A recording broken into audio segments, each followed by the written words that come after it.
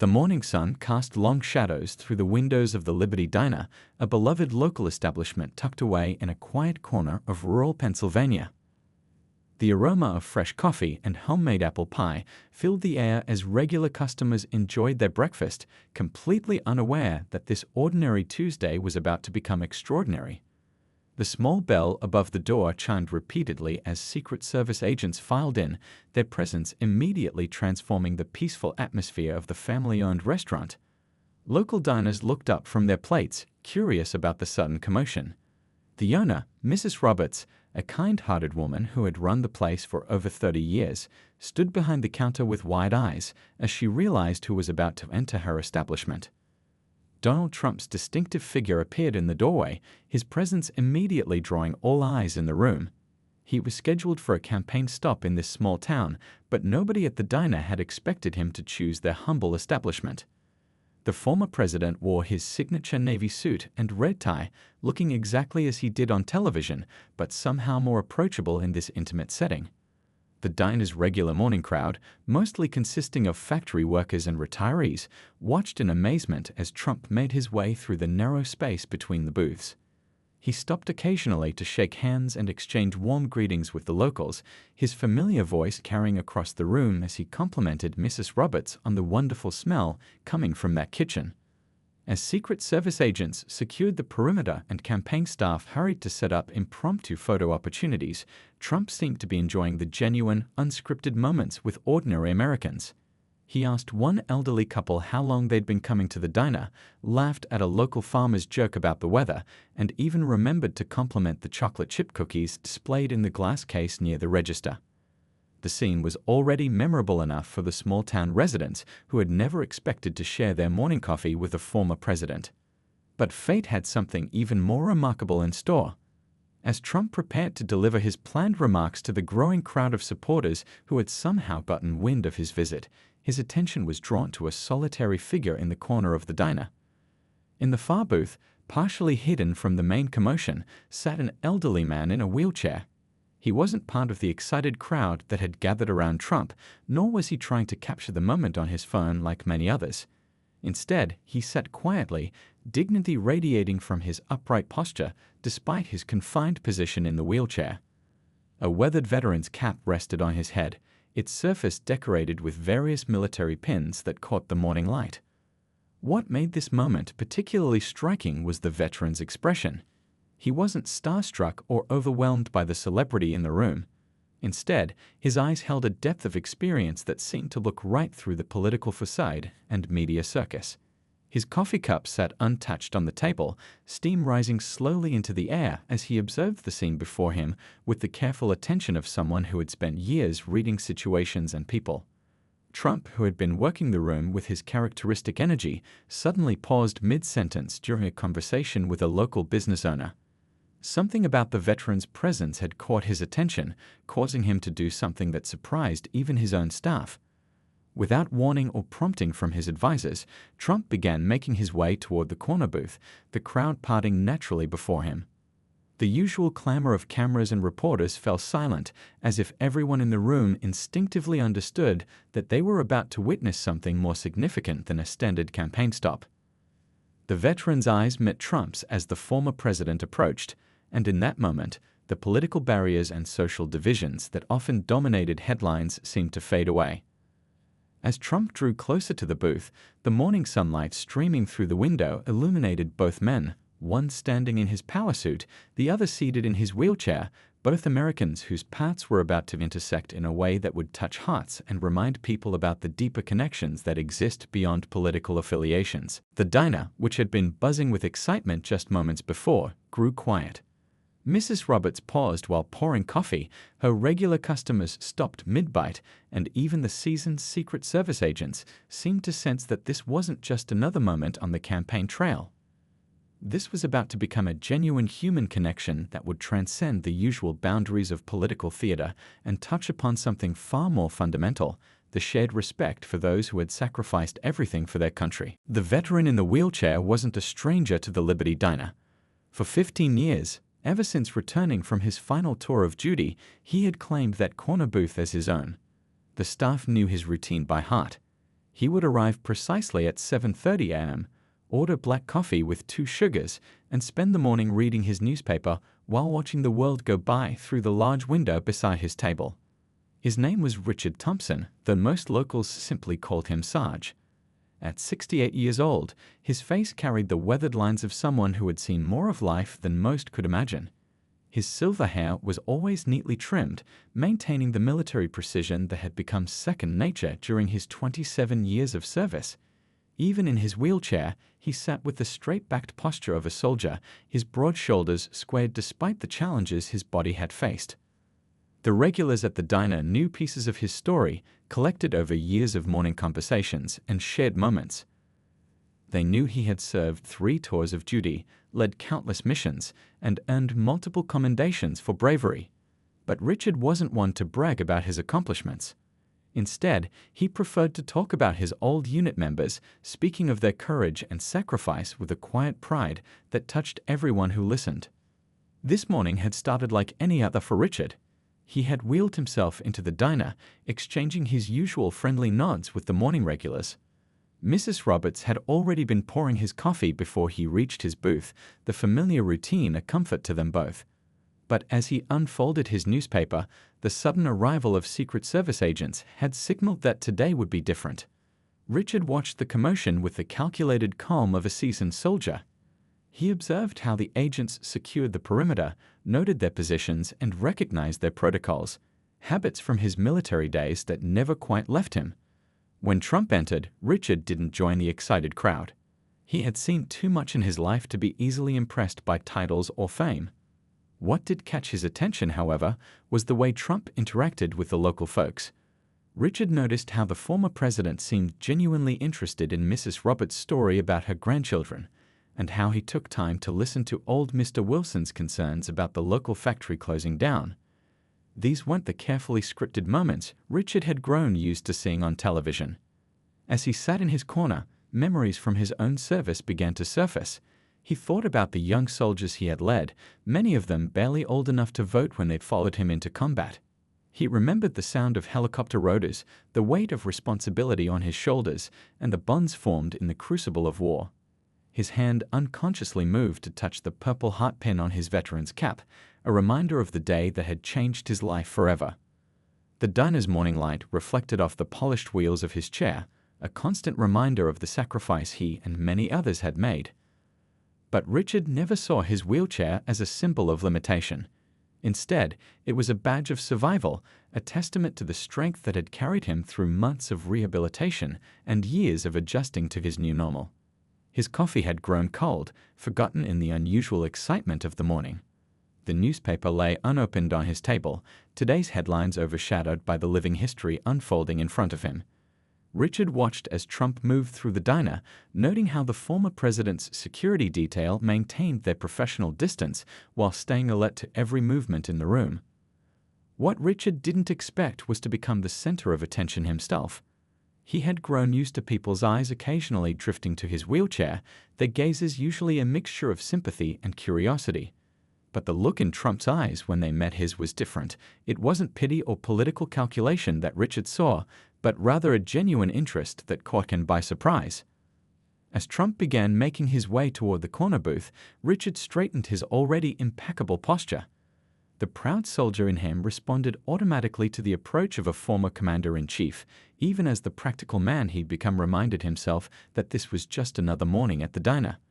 The pins on his cap caught the sunlight, each one telling a story of service, sacrifice, and survival that was about to be shared with an unexpected audience. The chatter in the diner had died down to a respectful hush, as if everyone present sensed they were about to witness something more meaningful than a simple campaign stop. Richard's weathered hands rested calmly on his wheelchair's armrests, his eyes meeting Trump's with the steady gaze of a man who had faced far more challenging moments than this one. The stage was set for a conversation that would remind everyone present about the true cost and meaning of service to one's country. The distance between the center of the diner and Richard's corner booth seemed to stretch endlessly as Trump made his way across the room. The usual bustle of the morning crowd had fallen silent, replaced by an atmosphere of anticipation. Even the cooks in the kitchen had paused their work, spatulas held mid-flip as they watched through the service window. Trump's security detail moved to follow him, but he waved them back with a subtle gesture. This wasn't a moment that needed bulletproof vests or earpieces.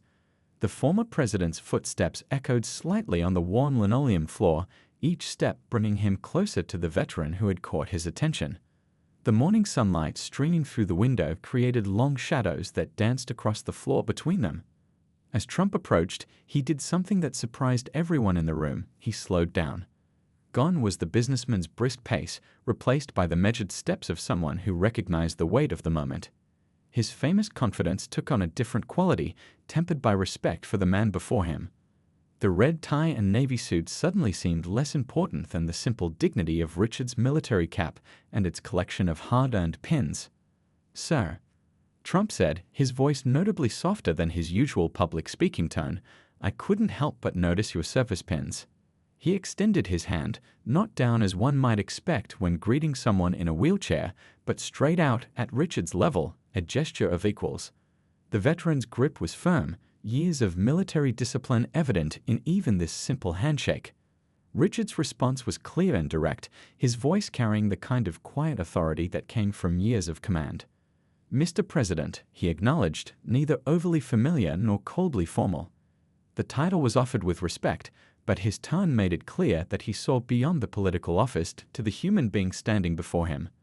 The diner's regulars watched in amazement as Trump pulled up a chair from a nearby table, positioning it so he could speak with Richard at eye level. Mrs. Roberts quietly refilled coffee cups around the room, her movements careful not to disturb the remarkable scene unfolding in her diner. The steam from fresh coffee curled up into the morning air, adding to the surreal quality of the moment.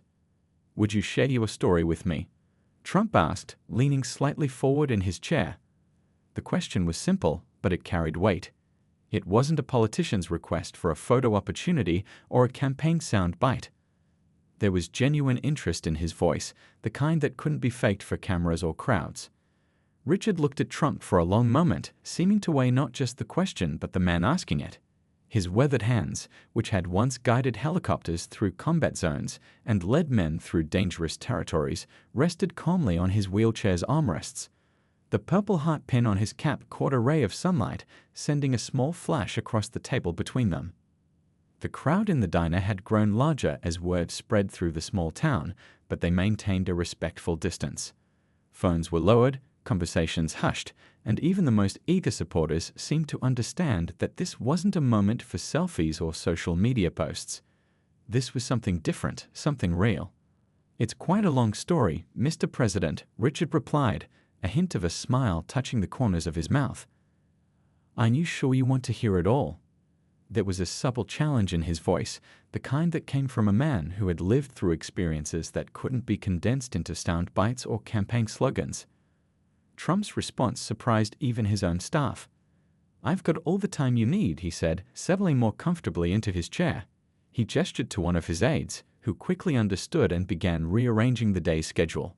The planned campaign stops and photo opportunities would have to wait. The morning sun had climbed higher in the sky, casting different shadows now across the diner's interior. The smell of fresh coffee mingled with the lingering aroma of breakfast, creating the perfect backdrop for what was about to become an unexpected moment of genuine connection between two very different Americans. Richard took a sip of his fresh coffee, gathered his thoughts, and began to speak. His words would soon fill the diner with tales of courage, loss, and unwavering devotion to duty, stories that would remind everyone present about the true meaning of service and sacrifice. The political world outside the diner's windows seemed to fade away as two men, separated by circumstance but united by their love for their country, began a conversation that would touch hearts and change perspectives. Richard took another sip of his coffee, his eyes distant for a moment as he gathered his memories. The diner had fallen into a respectful silence, broken only by the gentle clink of coffee cups and the soft whir of the ceiling fans overhead. Even the kitchen staff had slowed their morning routine, careful not to disturb this extraordinary moment. "I enlisted right out of high school," Richard began, his voice steady and clear. "It was 1973, and I knew exactly what I wanted to do with my life. My father had served, my uncles too, it was in our blood."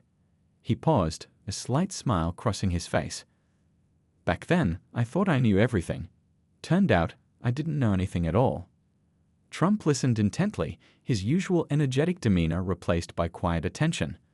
The morning light caught the American flag pin on his lapel, matching the ones decorating Richard's veteran cap.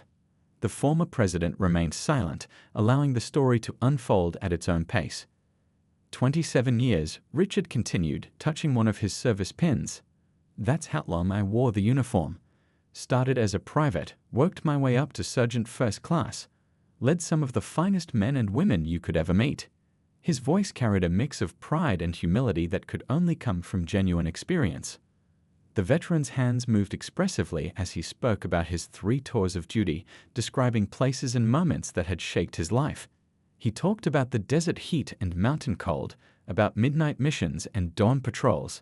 But mostly he talked about the people, the young soldiers he'd led, the friends he'd made, the lives that had become intertwined with his own. My last tour, Richard said, his voice growing slightly softer, that was in 2008. We were doing convoy protection, keeping the supply lines open. He paused, taking another sip of coffee. Mrs. Roberts quietly approached and refilled both men's cups, her movements careful not to interrupt the flow of the story. It was a regular morning, just like any other. We'd done this route dozens of times before. Richard's eyes focused on something distant, seeing not the diner walls, but the dusty roads of another continent. We had 2 new kids in the unit, both of them fresh out of training, eager to prove themselves, reminded me of myself at that age. Trump leaned forward slightly, his expression showing genuine concern as he sensed the story approaching its critical moment. The diner remained hushed, every person present understanding they were witnessing something profound. The IED was well hidden, Richard continued, his voice steady despite the weight of the memory. Our lead vehicle spotted something suspicious, but before we could react, he shook his head slowly. The blast caught the second vehicle. I was in the third. Those 2 young soldiers, they didn't make it. Richard's hands gripped his wheelchair's armrests, his knuckles whitening slightly. When I came to, I couldn't feel my legs. The medics later told me I tried to reach the burning vehicle, trying to help those boys. I don't remember that part. What I do remember is the sound, the helicopters coming in, the radio chatter, the chaos. The morning sun had climbed higher now, its rays creating a warm glow around the 2 men. Trump's face showed genuine emotion as he listened, all thoughts of cameras and campaign schedules forgotten. This wasn't about politics anymore. It was about understanding the real cost of service and sacrifice. 6 months in the hospital, Richard continued. Another year in rehabilitation. The doctors said I'd never walk again, but that wasn't what hurt the most. Losing those 2 young soldiers, that's what keeps me up at night. He straightened in his chair, his military bearing returning. But I'm here. I survived, and every day I try to live a life worthy of their sacrifice. The diner remained silent as Richard's words hung in the air. Local patrons wiped tears from their eyes, while even the hardened Secret Service agents seemed moved by the veteran's story. Trump sat quietly, processing everything he'd heard, his usual quick responses replaced by thoughtful reflection. The wheelchair, Richard added, patting the armrest, it's just metal and wheels. What matters is what's inside a person. Those boys taught me that. They had more courage in their young hearts than most people find in a lifetime. He looked directly at Trump, his gaze unwavering.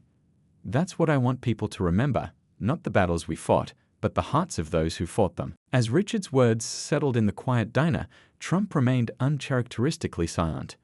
Gone was the bold businessman persona the world knew from television. Instead, he sat there as simply a man deeply moved by another man's story of sacrifice and courage. The morning light streaming through the windows had shifted, casting long rays across their corner booth, as if nature itself was highlighting this profound moment. The hardest part, Richard continued, his voice growing softer, wasn't learning to live with the wheelchair. It was learning to live with the memories. He gestured to a pin on his cap that caught the light. You know what helped me through it? The letters. The families of those 2 young soldiers, they wrote to me in the hospital. They didn't blame me. They called me family. Trump's eyes showed genuine emotion as he listened. His hands, usually animated during conversations, rested still on the table. The coffee before him had grown cold, forgotten in the weight of Richard's words. Around them, the diner remained hushed, Every person present understanding they were witnessing something extraordinary. The nightmares came first. Richard shared, his weathered fingers tapping gently on his wheelchair's armrest. For months, I'd wake up thinking I was still there, still trying to reach that burning vehicle. The VA hospital helped, good doctors, caring nurses. But what really saved me was the other veterans. We formed a support group right here in this diner. Mrs. Roberts, who had been quietly watching from behind the counter, nodded in confirmation. Every Tuesday evening after closing time, she would leave the lights on and the coffee pot full for Richard and his fellow veterans. The diner became their sanctuary, a place where they could share their burdens and find understanding among those who had walked similar paths. Post-traumatic stress, Richard explained, noticing Trump's attentive expression. That's what the doctors called it. But we just call it carrying the weight. Some days are harder than others. Christmas is tough. Those young soldiers should be with their families. The empty chairs at dinner tables somewhere. That's the real cost of war. Trump shifted in his seat, his face showing he was deeply affected by Richard's words. The political facade had completely fallen away, replaced by genuine human concern. His security detail remained at a respectful distance, their usual stern expressions softened by the veteran's story. But you know what gets me through? Richard continued, a slight smile touching his lips. The good memories. Teaching those young soldiers how to read maps under starlight. Sharing stories about home during quiet moments. Watching them grow from nervous recruits into confident servicemen. Those memories, they're precious too. The diner's regular morning bustle had completely ceased. The cook had emerged from the kitchen, his apron still dusted with flour, standing quietly near the counter. The locals who had gathered to see Trump now stayed for a different reason, to honor one of their own as he shared his story with the world. The community here, Richard gestured around the diner, they've been my second family. When I first came home, I didn't want to leave the house. Felt like the wheelchair made me different, made people uncomfortable. He paused, looking around at the familiar faces. But these folks, they never saw the wheelchair. They just saw me, the same person I'd always been. Trump's eyes followed Richard's gesture, taking in the faces of the local people who had rallied around their wounded warrior. The scene before him was far from the usual campaign stops and photo opportunities. This was real America, showing its heart and soul through simple, everyday acts of kindness and respect. Some mornings, Richard admitted, the pain is bad enough that I think about staying home. But then I remember those young soldiers, how they never got the chance to grow old, to enjoy simple things like morning coffee in their hometown diner. So I come here, every single day, to honor their memory by living fully. The sunlight had shifted again, now creating a warm glow that seemed to embrace both men. Trump reached out and placed his hand on the table between them, a gesture of connection that needed no words. The moment transcended politics, media, and all the artificial divisions that often separated Americans. This was about something more fundamental, the shared understanding of sacrifice, duty, and the enduring spirit of those who serve. The conversation between Trump and Richard took an unexpected turn as the morning light continued to fill the diner. What had started as a simple sharing of memories evolved into a deep discussion about the challenges facing veterans across America. The former president pulled his chair closer, his expression showing genuine concern as Richard began speaking about his fellow servicemen and women. You know, Mr. President, Richard said, adjusting his position slightly in his wheelchair, I'm one of the lucky ones. I have this community, this diner, these people who care. He gestured around the room. But there are thousands of veterans out there who don't have this kind of support system. Trump leaned forward, his usual rapid-fire speaking style replaced by careful listening. The campaign staffers who had been anxiously checking their watches gradually put them away, understanding that this moment was more important than any scheduled appearance.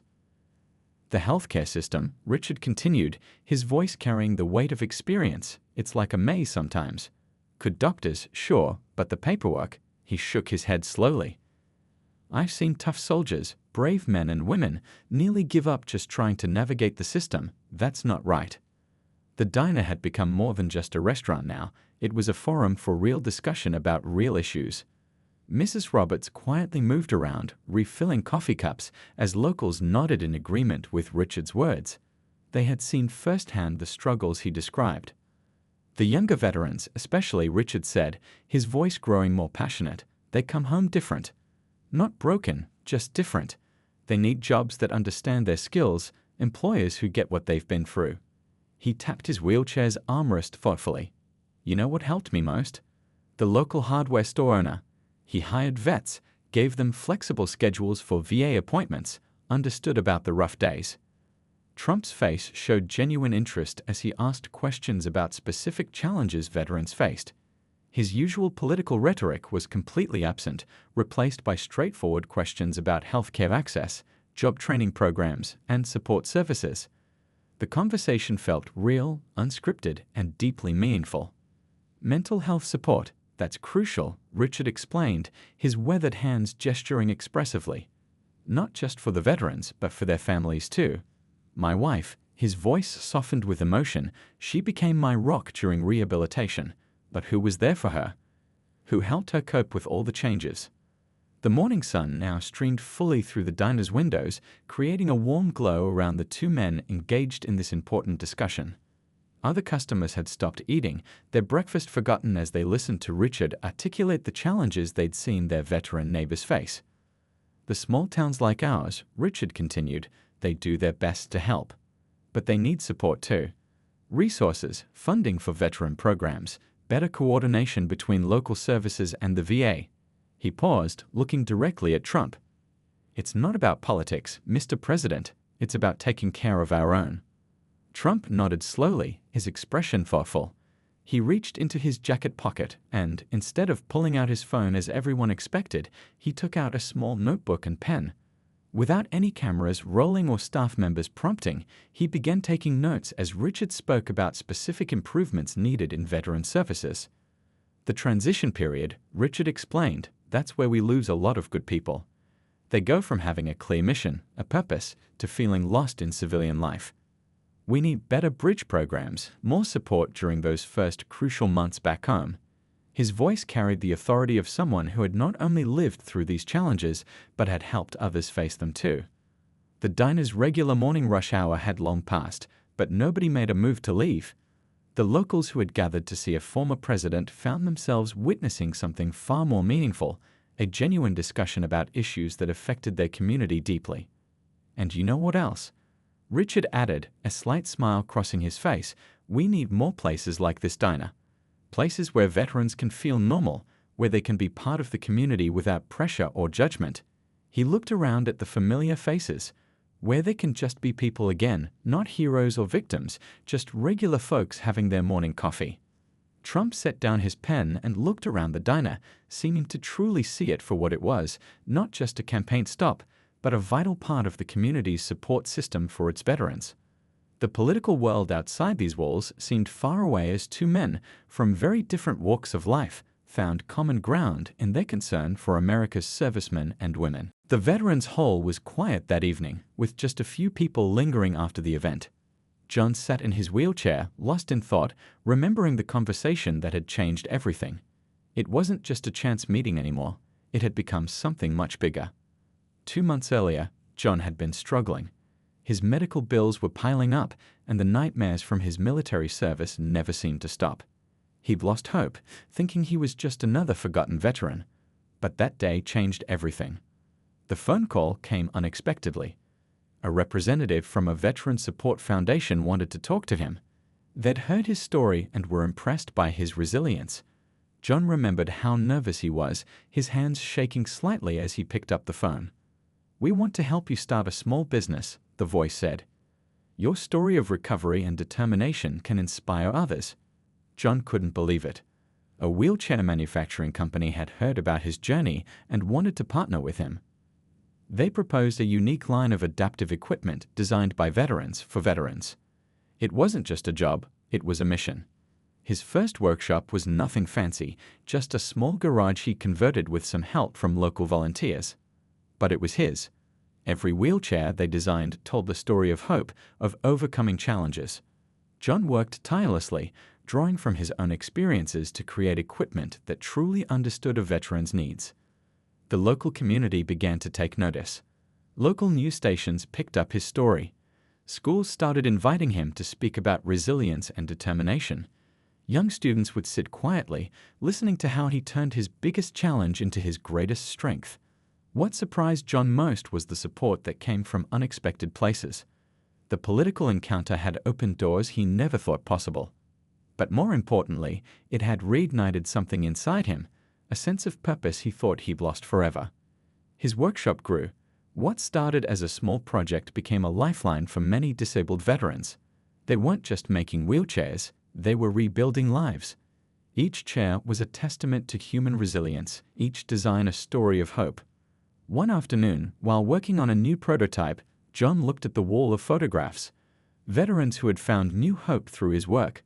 Some in sports, some starting businesses, some returning to their communities with renewed spirit. He realized that his journey was about more than just himself. It was about showing others that disability doesn't define a person's potential. The political encounter that seemed like a brief moment had become a turning point, not because of who spoke to him, but because something inside him changed that day. He learned that hope can come from the most unexpected places, and that one conversation can spark a movement. His wife would often catch him smiling while working, a change from the quiet, withdrawn man he'd been before. "You look different," she'd say. And he was different, more confident, more purposeful. The wheelchairs they designed weren't just mobility devices. They were instruments of freedom, of dignity. Each one told the story of someone who refused to be defined by their limitations. Veterans from across the country started reaching out, wanting to be part of this growing community. John knew his journey was far from over, but for the first time in years, he was excited about what tomorrow might bring. The wheelchair that once symbolized his limitations now represented his greatest strength, his ability to transform challenge into opportunity. As the sun set on his small workshop, casting long shadows across the room filled with wheelchair prototypes, John realized that true healing isn't about forgetting the past. It's about finding meaning in your experiences and using them to light the way for others.